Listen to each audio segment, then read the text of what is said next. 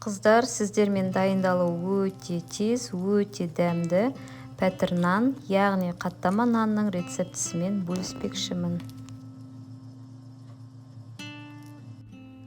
Алдымен жылы суымыздың үстіне тұз, ашытқымызды салып, жақсылап араластырып аламыз. Дайын болған массамызды електен өткізілген ұнымыздың үстіне құйып, өте жұмсақ қамыр илейміз.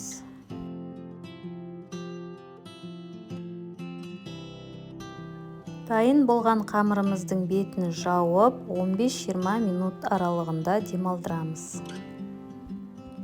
Кейін екі бөлікке бөліп, ұн сеуіп отырып, жұқалау қылып, қамырымызды жайып, ортасына ерітілген сары майымызды жағып шығамыз.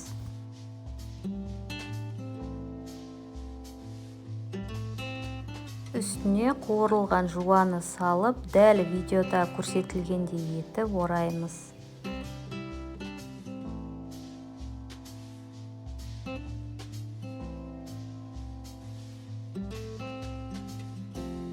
Қамырымызды орап болғасын пергамент немесе фольганың үстіне жайып, кейін бетіне жұмыртқаның сарысын жағып, өз қалауларыңызша мак немесе кунжут сеуіп, 200 градус қызып тұрған пешімізде беті қызарғанша пісіріп аламыз.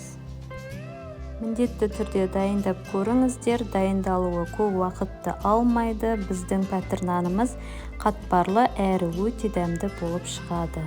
Астарыңыз дәмді болсын.